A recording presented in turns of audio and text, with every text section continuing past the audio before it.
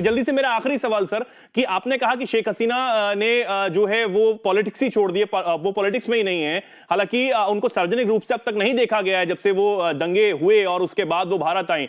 जो स्टेटमेंट्स आ रहे हैं सर, वो क्या लगता है कहां से आ रहे हैं? और जो स्टेटमेंट आया कि ये जो चुनाव हुए, जो ये वोटिंग हुई, वो पूरी तरह फर्जी है, ये चुनाव खत्म करवाए जाए, ये जो इलेक्शन है वो बंद हो, उस पर क्या कहेंगे? जी, हमारे पास डॉक्यूमेंट्री एविडेंस है, इसके लिए मैं कह रहा हूँ कि शेख हसीना पॉलिटिक्स में है या नहीं। और ये जो स्टेटमेंट आ रहा है ये कोई और भेज रहा है। और आप देखिए जो स्टेटमेंट आपके पास है, आप भी देखेंगे कि स्टेटमेंट ना तो है कोई एड्रेस, ना तो है कोई दस्तखत, ना तो है कोई कॉन्टैक्ट फोन नंबर। और एक एड्रेस उन्होंने इस्तेमाल किया वो ढाका का। ये ढाका के एड्रेस में उनके दफ्तर ही है नहीं। सो ये सब फालतू स्टेटमेंट भेज रहा है कोई लोग शेख हसीना के नाम इस्तेमाल करके सोशल मीडिया में।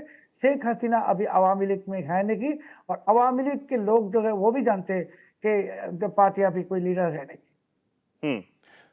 तो सर फिर क्या लगता है कौन है ये, और शेख हसीना के लिए क्या अब और मुश्किलें हो जाएंगी? क्या वो नहीं आ पाएंगी बांग्लादेश अब? क्योंकि पहले आपने बताया था कि अगर वो उस स्थिति में आती तो शायद उनके लिए बहुत बड़ी मुश्किल होती। क्या अब कोई रास्ता नजर आता है आने वाले समय में?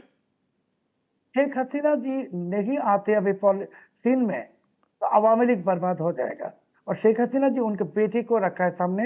मैंने जैसे कहा उसको बंगला भी नहीं आती, उसके साथ बांग्लादेश के लोग की कोई कनेक्शन भी नहीं है। और उनके बेटे के कोई दोस्त लोग हैं, ये मिलके शेख हसीना के नाम पे ये इंटरव्यू दे रहा है, ईमेल में बयानबाजी कर रहा है। ये इंटरव्यू जो आपने देखते हैं इंडिया में, ये एक भी इंटरव्यू शेख हसीना का है नहीं।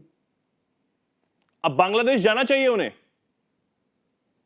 जरूर, क्योंकि तारिक रहमान ने कह दिया है कि रिकॉन्सिलिएशन आज ही एक डिस्ट्रिक्ट में पीएनपी के एमपी जाके अवामी लीग के ऑफिस का फिर से रीओपन कर दिया। और कहा है कि सब पार्टी बांग्लादेश में काम करेगा एक साथ। मतलब उनकी पार्टी से बैन भी हटने वाला है, ये भी आप कह रहे हैं?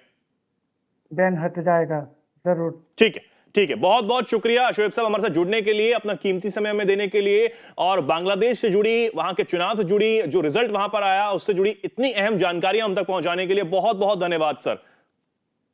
आपको बहुत बहुत धन्यवाद।